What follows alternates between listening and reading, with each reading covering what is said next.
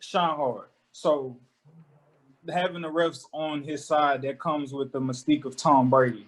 You pointed out the penalty with the early interception.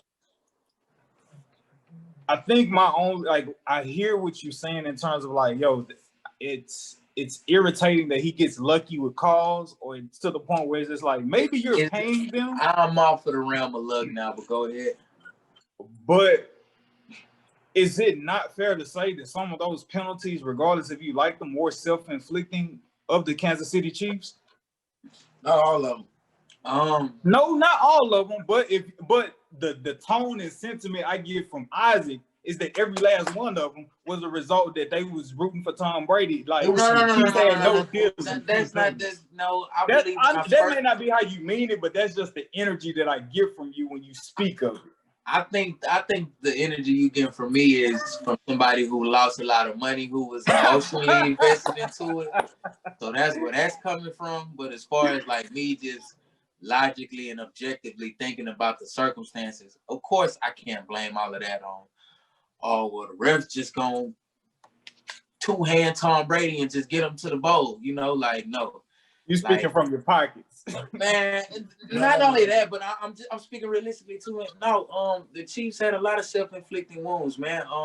I think if you go back to the 2017 NFC Championship game, or excuse me, AFC Championship game where the Patriots played the Chiefs. Quite literally, the Chiefs could have ended we talked about this last podcast. The Chiefs could have ended that game on the game-winning interception, but yet it gets called back because we got impulsion by the defense for them being in the neutral zone, right? So you give Brady another crack at it, and what happens the very next play? He throws a game-winning touchdown. Do you not give Tom Brady his awareness? I'm just saying, though, man. It's like, but when does he ever get his awareness achievement? That's awareness, knowing that how defenses play. You don't think he does what Kobe does and LeBron does, and just sit and watch these defensive players and know their different mannerisms, different types of routes? I think we're having a different conversation, Darnell, because I was speaking to the refs. I know, but he's manipulating the game to where it makes it seem that way, but he's really just getting penalties that he knows the ref's going to call. I know what you're saying. Yeah, I would disagree. Before y'all go, to, I guess, help drive what Darnell is saying, in the basketball world, were you really just selling that pump fake to make them get into you so you can get a 3-point shot off? That's in terms of manipulating the ref from a basketball perspective. And basically, I think he's saying Tom Brady, it may look like his passes are off the wall, but it's like, I know that'd probably be a PI. So let me just throw it up there to see. It's a 50-50 ball. Either I'm going to get a PI or ain't nobody going to catch. Definitely. Yeah, right? Not every single play. Not every single penalty, but there is an essence of that in there, right? It's that gamesmanship. There is that cunning, veteran savvy of, I'm going to just throw this, and yeah, I know it may get picked, but it'll get the penalty thrown that I'm trying to. Yeah, no, that bullshit that happened with Tyron picking that off, that was just Coach, you can attest to this. That's instincts, right? That's just Tyron, being around the ball, just making an opportunistic play, right? Just off the tip. That's tip drill, right? Come on, defensive back, you taught him tip drill. Come on, Oski, go find somebody to block. Come on, man. We go find somebody to block. We're trying to go the other way. But I just feel like more times than not, watching Tom Brady, he has those opportunistic fucking plays. Yeah. More times than I would like for them to happen. And it always seems like the referee is always catching the other team, and it's never really reciprocated as far as, the other team is concerned with the amount of penalties that they get. Because the disparity on yesterday, man, that shit was, come on, man, penalty yardage, that shit wasn't close. Actual number of penalties wasn't close. Yeah. I mean, but you can attest that to, that's Tom Brady on the team being coached up and all of that, but damn. Yeah, so, it was pretty egregious. That should have been called. Y'all just see one pass interference that shouldn't have been called. I saw a lot of them. The one to Isaac, I would have that's like, why would if the ball is thrown that way? If the ball is thrown that way, I can see why you would call it. Like you say, it had nothing to do with the game. But after that didn't define. I think they may have scored a touchdown. Hold on. They did score a touchdown. They did score a touchdown later on that drive. I would say this. So they had 11. Even on the field goal. How many penalties did they get on the field goal? Right. That was a touchdown before. That was a touchdown. That was before the Gronk touchdown. Bro, they had 80 yards of penalties before the first half. Hold on. It was They led to before the end of the first half. Yeah, like them lining up in the neutral zone. I did not see anybody lined up. No, they were lined up. 4th and 5 when they was getting ready to punt. And you know what, then that's a goddamn shame on the Chiefs because that's the same bullshit that they tried to pull with Tom Brady a few years ago with being undisciplined and not being prepared. What the hell is that? Not respecting the game. Yeah, so I would say exactly. I would say this. They had 11 penalties. At least 8 were legit penalties.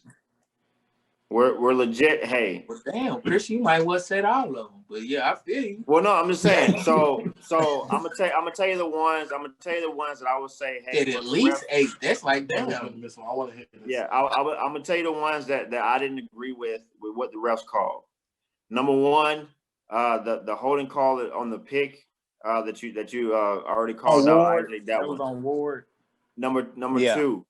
The penalty they called on Tyrann Mathieu in the end zone versus Mike. Oh Mike my Evans. God! That's not pass interference. I think that's the perfect example of Tom Brady manipulating the refs. No, but that's you can't manipulate it. The thing is, that's bad reference. Stop calling that's bad reference. That's a part of manipulating, though, Isaac. You may not like me, but if he a bad ref and it's gonna work out in my favor, I'm gonna exploit that. Yes, sir. It's the game, bro. That's the game, bro. It sounds Respect dirty the game. and it don't benefit you. But that's a part of the game. Edward. Brother, you talking about putting the whole integrity of what we trying to work so hard to establish. You calling it into question, bro. Edward. I can't have you making them type of you can make that call in the regular season, but for the game, for the game, though.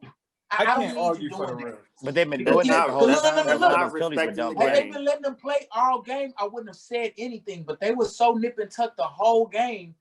So to when the Buccaneers defensive backs were actually holding Kansas City, bro, it was so many blown PI calls on the other side. It was ridiculous. It was almost sickening to watch at a certain point because it was like, damn, I get it, Brady, but like, golly, can we get some of that too? Yeah, I would disagree. You had the last one. What was the third one that you didn't agree with? The third one that I didn't agree with was the unsportsmanlike conduct on Tyrann Mathieu. Absolutely. I disagree with that. No punches were you had words. But Tom Brady was jawing just as much. Tom Brady was taunting just as much. And the penalty went to Tyrann Mathieu. So it was another one, Christian, where I think they just got caught and like the hand in the cookie jar being the retaliators as opposed to like they got saw last pushing and shoving because with the center. With Chris Jones. But the thing is, Chris Jones threw a punch though. That's the difference. Chris Jones hit the man in the face. Kind of gave him a nice little shove before. Yeah, he got one shove, but when you hit somebody in the face, though, I mean, I didn't lose as much money as you, so I'm good. Yeah, when you hit somebody in the face, though, I mean, come on, if he just would have shoved him like he got shoved, okay, there's something we can do. But he hit him in the face. Mask on, bro. You talking about getting hit in the face, bro? So that was a PI. I think it was a consequential PI that they called because the Buccaneers defender falls down.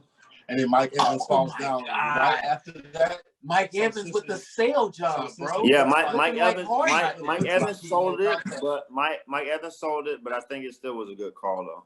I think it still was a good call. That was a horrible call. I'm not going to good call. I'm not going.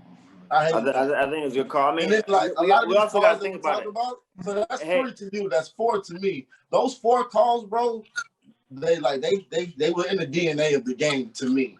Okay, they were, but they didn't necessarily. They didn't change the outcome of the game though. That pick, they could have scored. They could have scored off that pick. I feel like that would have put them in their own territory. But how many times were they in their own territory and got nothing out of it? Exactly. Listen, something I didn't say the last podcast. It's something to be said when the win has been sucked out of yourself. Real quick, Isaac. Something I didn't bring up last week that was brought up before the game.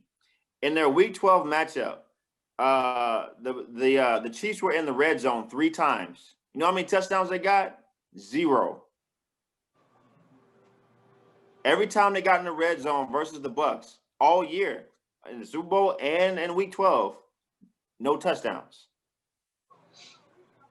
So that has been a trend that's been going on. Yeah, they probably would have got a field goal out of that pick. They would not have scored a touchdown.